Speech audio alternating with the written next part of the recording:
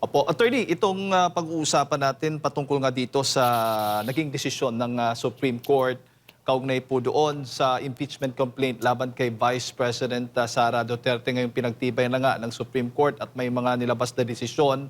Ang umani po ito ng kritisismo mula sa ilang mga public officials, tulad na lamang po ni Senate President Tito Soto. At sabi pa nga niya, imposible na ang impossible yung impeachment now is a impossible dream na, attorney. Ano ho ba ang unang reaksyon po muna ninyo dito sa naging desisyon ng Supreme Court at itong naging komento naman po ni Senator Tito Soto? Unang-una po, nakakalungkot na siya yung Senate President, siya yung nagsasalita ng ganyan. Wala pong respeto sa co-equal branch of government. Number two, it reflects his ignorance on the subject matter. Hindi naman po siya abogado, hindi po siya dapat nagko-comment ng ganyan dahil 13 po yung mahistrado, 13-0 pa rin po.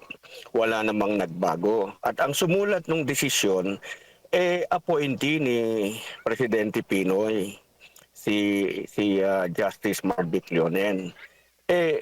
Ano na po ang gusto nating ipakita sa buong mundo ngayon?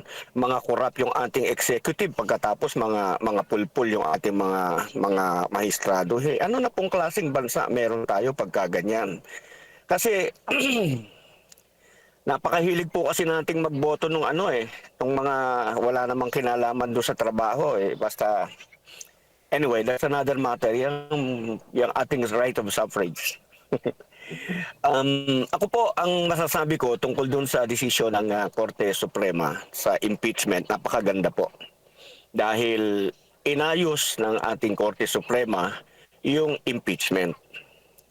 Iniladlad nila ang dapat na approach, inilahad nila kung ano dapat ang pananaw natin sa impeachment. Yung pong impeachment is the only legal remedy of the people para panagutin yung mga matataas na opisyal ng ating gobyerno.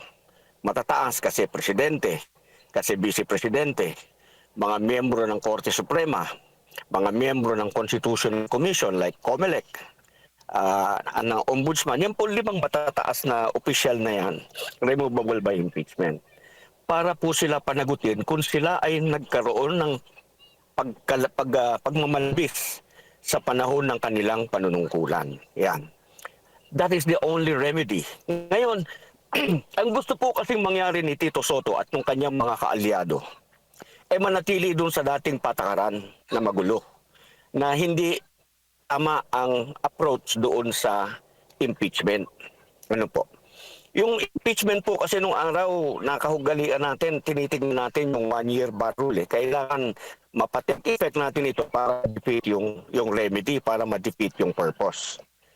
Pag dinefeat po natin yung purpose, the only remedy of the people para mapanagot yung mga nagkasala, katulad ngayon, napakamalawakang malawakang nakawan.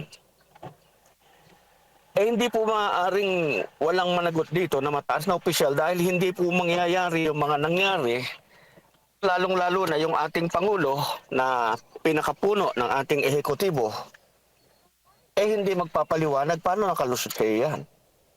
Marami pong ganong bagay. Kailangan ipaliwanag ng Pangulo, ganito kasi ang ginawa ko. Bahala na yung Senado, yung 24 na senador na humusga kung siya nagkamali o hindi. Ngayon, ang sabi po ng Korte Suprema,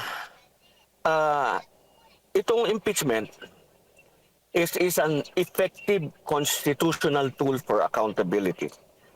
Remedyo lang po yan ng taong bayan.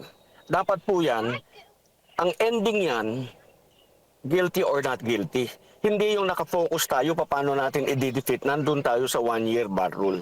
Nilinaw nga po ng Korte Suprema, sabi ng Korte Suprema, hindi lahat ng bagay magti-trigger nung 1-year bar rule. For example, nung araw, kaya sinasabi nilang pinahirap, pinahirap po na panalbahe, pinahirap kung gagamitin mo ang impeachment na panalbahe. Pinahirap po kung gagamitin mo ang impeachment na panggipit sa iyong mga kalaban sa politika.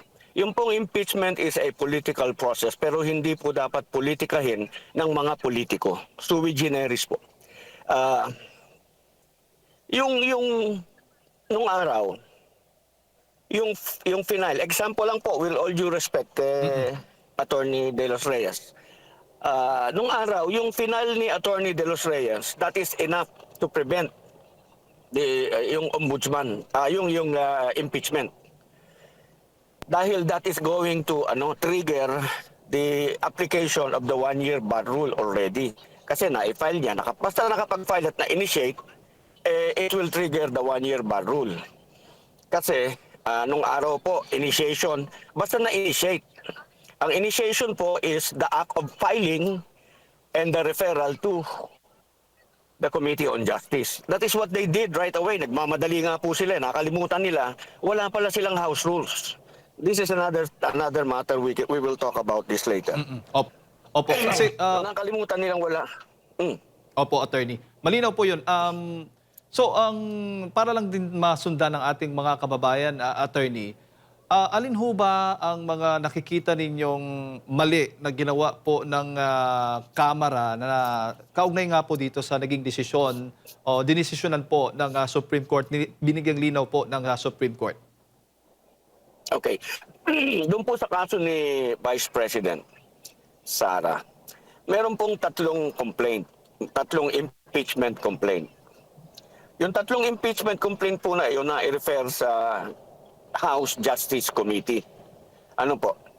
Pero matapos ma-refer sa House Justice Committee, hindi na nila inaksyonan. Natulog po doon sa House Justice Committee. Pagkatapos, nung magsarado yung session ng Congress noong February 5, na-archive yung tatlo, hindi na-aksyonan, ang naging epekto na dismiss. So sabi po ng Korte Suprema, dahil hindi nyo ito inaksyonan at ito ay pinatulog ninyo, at pagkatapos nag-file kayo ng third mode ng pag-file ng impeachment complaint, yung pag-archive ninyo served to bar yung ginawa ninyong articles of incorporation because initiated, referred, hindi nyo inaksyonan. Yon. So bali doon po, pinapaliwanag ng ating Korte Suprema, hindi uobrang ganito ang gagawin ninyo. Merong kailangan, yung bawat complaint must follow the procedure. In due course, it will proceed in due course. Opo. Como ang ginawa po nila yung iba, kasi tatlo po yung pag-initiate, yung pag-file pala ng verified impeachment complaint. Number 1 is by a congressman. Number 2 is by a citizen endorsed by a congressman. Yung number 3 po, by 1/3.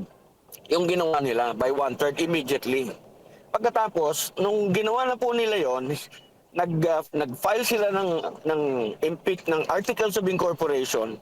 Dininay pa po nila, wala pa pong due process yung ating Vice Presidente. Hindi nila binigyan ng pagkakataon, o eto mga reklamo sa iyo, dapat sagutin mo to. Yung due process po kasi applies sa lahat ng proceeding, pati po sa impeachment. Yung respondent must be given the opportunity to explain himself or herself. Wala po yun. So sabi ng Korte Suprema, because this is what you did, yung pag-archive niyo ng first 3 impeachment complaints served to bar this one. So kaya po, barred. Kaya nga po pinapaliwanag ng Korte Suprema doon sa kaso ng Duterte versus House of Representatives, yung mga instances na mag-a-apply ang one-year bar rule at mga instances na hindi mag-a-apply ang one-year bar rule. Sabi po ng Korte Suprema, we go by the spirit of the provision. Ang spirit nito is kailangan managot yung mapanagot kasi this is the only remedy of the people para mapa-account mo para mapanagot mo yung mga matataas na opisyal ng gobyerno, hindi para i-defeat mo on technicality. Yun, ngayon, nagrereklamo po sila dahil mahihirapan sila, hindi nila magagawa yung gusto nilang gawin dahil ngayon po, hindi lamang sa kailangan yung reklamo, yung impeachment complaint, merong attachment, kailangan yung iyong reklamong impeachment complaint, yung allegations mo doon at yung ebidensya mo is supportive of each other and can sustain a conviction.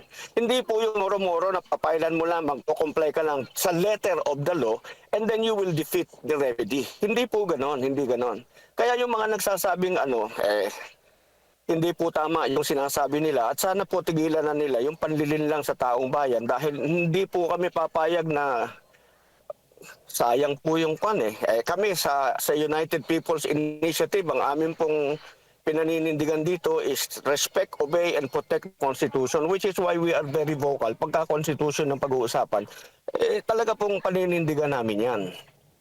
Opo. Opo. Malinaw po yun, attorney. May violation sa one-year bar rule at saka yung due process. Yun yung mga sorry po. May violation po sa procedure. Yun May po. violation sa procedure, hindi po dun sa one-year bar rule. May violation sa procedure kaya nag-take effect yung one-year bar rule. Gusto ko Opo. lang punding paliwanag. Kasi sinasabi nila they have the sole authority to initiate and to try and decide impeachment cases. Ano po? Totoo po 'yon. The Congress has the sole power to initiate impeachment cases. The Senate to try and decide impeachment cases. Ibig pong sabihin, yung kaso ng presidente, impeachment kaso ng presidente, vice-presidente, yung limang matataas na opisyal, kanila yon. Pero yung proceeding po, ibang usapan po yon. Proceeding nakalahad sa Constitution, pagka po may pagmamalabis doon sa proceeding, pwede pong makialam ang Korte Suprema dahil nasa Constitution din po natin na pwede nilang pakialaman ang excesses ng any branch or instrumentality of the government.